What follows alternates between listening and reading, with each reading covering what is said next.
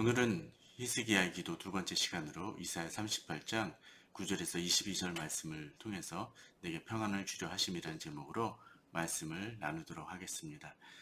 얼마 전 질병관리본부가 질병관리청으로 승격되어졌다는 뉴스를 보셨을 것입니다. 질병관리본부의 전은경 본부장이 초대 청장으로 승진되었다라는 뉴스도 같이 나왔습니다.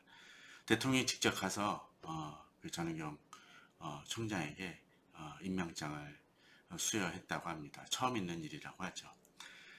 전은경 총장은 그 몇 년 전 메르스에 대한 대처가 문제가 있다고 해서 당시 관계된 몇몇 사람들과 함께 전염병 방역에 그렇게 가진 애를 썼음에도 불구하고 중징계를 받았었다고 합니다. 아마도 정부에서도 희생양을 필요로 했던 모양이었습니다. 사실 그렇게 오랫동안 열심으로 죽을 힘을 다해 일했는데 어려움을 당하면 일하고 싶은 마음이 없어질 것입니다. 나중에 1개월 감봉인가로 바뀌긴 했다고는 하지만 열심히 일한 사람들이 그런 징계가 내렸을 때 여러 사람, 일하던 몇몇 사람들은 그 일을 그만두고 다른 쪽 일로 바꿨다고 합니다. 하지만 그 와중 속에서 전은경 총장은 계속 맡은 바 일을 놓지 않고 결국은 지금의 자리에 올랐고 정말 그 메르스의 경험을 잘 살려서 이번 코로나19 위기 상황을 잘 대처하고 있는 것 같습니다. 메르스의 경험을 반추하지 않았다면 지금 같은 대처는 아마 힘들었을 것입니다. 과거를 기억하고 그것을 통해서 무언가를 배운다는 것은 중요한 것 같습니다. 사람과의 관계도 마찬가지입니다. 그것이 기쁜 일이건 안 좋은 일이건 간에 그런 것들이 쌓여져 나감을 통해서 한 사람과의 관계가 발전이 되어지고 또 정말 부부관계도 더 깊어질 수 있습니다. 이혼하는 많은 가정들이라든가 가정에 많은 불화를 겪는 가정들의 많은 문제점 중에 하나는 내가 상대방을 통해서 사랑받았던 기억을 잊어버리기 때문은 아닌가라는 생각도 해봅니다. 하나님과의 관계도 마찬가지입니다. 하나님께서 우리에게 베푸신 은혜를 기억하고 또 그것을 찬양할 때 하나님과의 관계는 더욱더 깊어집니다. 또 내가 살아가면서 어떤 어려움이 닥칠 때 나를 도우셨던 하나님을 의지하여 더욱더 하나님을 찬양하고 의뢰하며 나아갈 수 있습니다. 히스기야도 그러했습니다. 지난주 히스기야는 죽을 병에 들었지만 하나님께 간절히 기도함으로써 그 병 낫는 것만이 아니라 15년을 더 살게 되었음을 보았습니다. 게다가 아수르의 위협 속에서 하나님이 보호해 주실 것을 약속받기도 합니다. 히스기야는 오늘 이제 이 본문에서 자신의 투병과 기도 또 하나님의 응답을 글로 남깁니다. 히스기야는 어려운 일이 있을 때 기도하는 것을 넘어서 그것을 기억하고 기록으로 남기며 하나님을 꾸준하게 찬양하는 사람이었습니다. 어려울 때 기도하는 이들은 많습니다. 또 그 기도에 응답받는 사람도 많이 있습니다. 물론 어떤 사람들은 자신이 응답받았다는 사실도 모르는 사람들이 있곤 합니다. 그런데 그 응답에 감사하는 이들, 또 그것을 넘어 기억하는 이들은 의외로 적은 것 같습니다. 그 응답에 감사하고 기억하는 이들은 이후 또 다른 어려움이 닥칠 때 다시 그 은혜에 힘입어 하나님을 바라볼 수 있습니다. 하나님의 은혜와 기도 응답을 받는 것도 중요하지만 무엇보다도 우리 자신이 그 경험을 우리 신앙의 히스토리에 담고 기록할 수 있어야 됩니다. 우리는 종종 은혜는 받지만 그것을 망각할 때가 자주 있습니다. 그러한 망각은 우리 하나님께 더욱 깊은 단계로 나아가는데 장애와 걸림돌이 되곤 합니다. 이후에 또 다른 위기와 어려움이 닥칠 때, 고난이 닥칠 때 과거의 하나님의 구원을 기억하지 못하기 때문에 우리는 쉽게 낭망하고 좌절하기도 합니다. 그러나 기억하고 하나님 은혜를 새기는 이들은 신실하신 하나님을 기억하기에 더 하나님께 간구하고 하나님을 의뢰하며 나아갑니다. 우리 신앙의 자취를 기억할 수 있어야 됩니다. 그러한 신앙의 기억들이 우리들을 하나님과 한 단계 한 단계 더욱 깊은 단계로 나아가게 하며 우리 신앙을 더욱더 성숙시킵니다. 오늘 본문을 통해서 히스기야가 자신의 이 경험을 어떻게 돌아보는지 살펴보겠습니다. 먼저 히스기야는 11절 13절에서 자신이 처한 상황을 하나님께 내어놓습니다. 히스기야는 자신의 고통을 하나님 앞에 그대로 토로합니다. 그는 한창 일할 수 있다고 느낄 때 죽는다고 생각을 했고 이제 더 이상 소망 없는 상황, 하나님이 나를 놓으신 절망이 당시에 자신의 처지라고 생각을 했었습니다. 그는 이 모든 자신의 감정을 숨김없이 내어놓습니다. 이러한 것들이 불평 같기도 하고 부정적인 것처럼 비춰질 때가 있습니다. 그러나 우리의 고통을 하나님께 내어놓는 것은 죄가 아닙니다. 우리는 종종 그것을 죄라고 생각할 때가 있습니다. 환자가 고통이 견디지 못해서 아파하고 비명을 지르는 것처럼 우리도 우리 힘들고 어려운 상황 속에서 아픔의 언어들을 내어놓을 수 있습니다. 물론 거기에 머물러서는 안 되겠죠. 그러나 하나님께서 우리 자신을 내어놓고 정말 하나님을 바라는 것은 분명 죄가 아닙니다. 어떠한데 그 언어들이 거칠고 신앙인으로 쏟아낼 수 있을까라는 싶을 정도로 거칠 때도 있을지 모릅니다. 그러나 이것은 하나님과의 우리 관계를 우리 깊은 관계를 보여주는 것이라 할 수 있습니다. 욥이 하나님께 토로했던 말들을 생각해 보십시오. 욥의 친구들은 욥의 말을 질책했지만 하나님은 그 욥의 언어들을 받아주십니다. 오히려 하나님과의 친밀함과 깊은 관계로 나아가는 과정이 되어집니다. 그러면서도 욥은 하나님을 놓지 않았기 때문입니다. 하나님 앞에 나의 감정과 상황을 드러내는 것은 죄가 아닙니다. 주께 아뢰기 바랍니다. 주님께 부르짖기 바랍니다. 주님 우리 기도를 들으시고 나의 상황과 마음을 듣기를 원하십니다. 또한 우리가 기도할 때 하나님은 나의 중보가 되어주십니다. 주님 우리 부르짖음을 외면하시는 분이 아닙니다.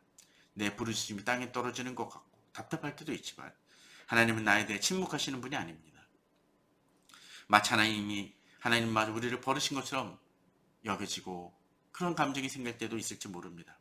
이젠 끝이라고 말씀하시는 것처럼 느낄 때도 있습니다. 실제로 히스기야는 이제 인생이 끝났다라고 이사야를 통해 통보받기도 하지 않았습니까?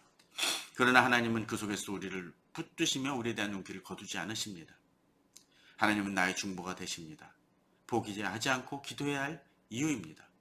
무엇보다 예수 그리스도께서 하나님과 나 사이에 중보자가 되셨습니다. 그러기에 우리는 구원받을 수 있었고 또 우리는 지금도 기도할 수 있습니다. 세 번째, 히스기야는 자신을 살리시는 이는 하나님이심을 고백합니다. 자신이 질병과 어려움 속에 있을 때 히스기야는 여러 가지 치료도 받았겠지만 이제 하나님만을 바라봅니다. 지금 우리 사회도 의학의 발달과 심리학 등의 활성화로 모든 문제를 그것으로만 해결하고자 하는 심리가 어느 정도 작용합니다. 목회자와 교회도 그런 부분들에 대해서는 기도보다도 의학과 상담, 정신치료로만 넘겨버릴 때도 많습니다. 의학과 상담 등이 불필요하다는 것이 아니라 궁극적 주관자가 누구신지는 잊지 말아야 한다는 것입니다. 하나님이 나를 살리시고 치료하시는 분이심을 잊지 말아야 합니다. 어떤 이는 감기나 위염 정도는 병원에 맡기고 불치병 같은 것만 하나님께 맡기는 그런 사람도 있습니다. 그러나 그런 것이 아니라 의학 상담 등 지금 우리 세상에 있는 여러 치료를 사용하는 것은 타당하지만 그 모든 과정 속에서 하나님께서 이 모든 치료에 관여하시고 주도하심을 믿어야 한다는 것입니다. 어떤 때 아무리 훌륭한 의사나 좋은 상담사도 놓치거나 보지 못할 수 있습니다. 그들이 실수할 수 있습니다. 그 모든 과정 속에서도 하나님이 역사하시고 주도하실 때 온전한 치료가 이루어지고 그 의사나 상담사가 최선을 다하여 행할 수 있고 또 그들이 놓치는 것도 깨닫게 되는 놀라운 일이 일어날 것입니다. 그리고 또 의술이 아니더라도 하나님은 나의 건강과 삶을 책임지시며 이끄시는 분입니다. 그러기에 우리는 하나님을 의리하며 나아가야 합니다. 나의 영혼이 주를 의리하지 않고서는 살 수 없음을 믿고 주를 의리하며 나아가는 것입니다. 이렇게 또한 하나님을 의리할 수 있는 것은 하나님이 평안을 주심을 믿기 때문입니다. 17절에 그런 내용이 나오죠.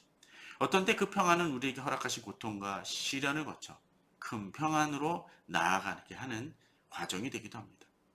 하나님은 우리의 절망을 통해 연단하시고 우리를 더욱 깊은 하나님의 구원으로 이끄십니다. 또 어떤 경우는 그 고통과 시련이 우리 범죄함으로 생기기도 합니다.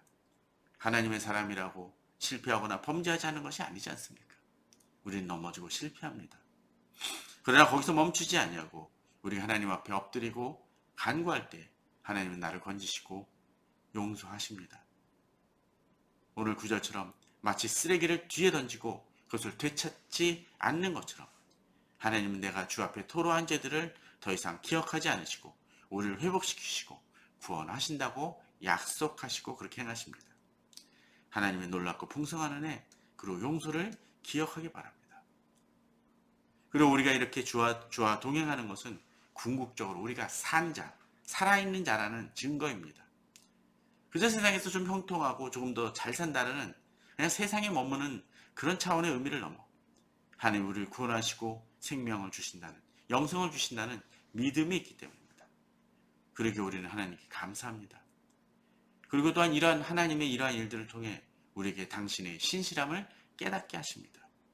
우리의 찬양은 바로 이러한 하나님의 신실하심과 행하심의 근거함을 20절에서 보여줍니다.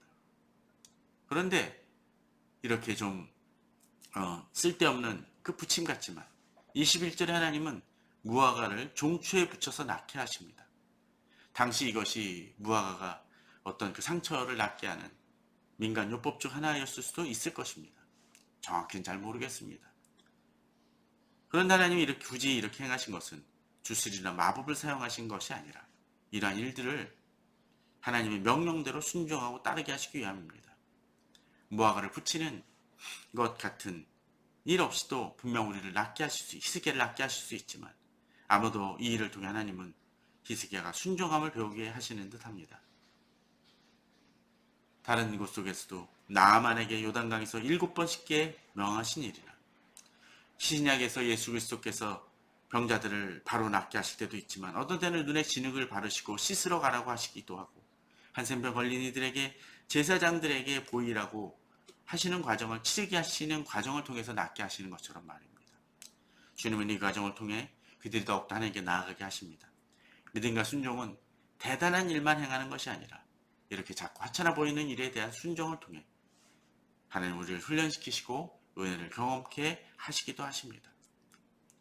말씀을 맺으며 오늘 말씀처럼 우리 하나님께 받은 은혜를 되새겨보며 새기는 우리들이 되길 원합니다.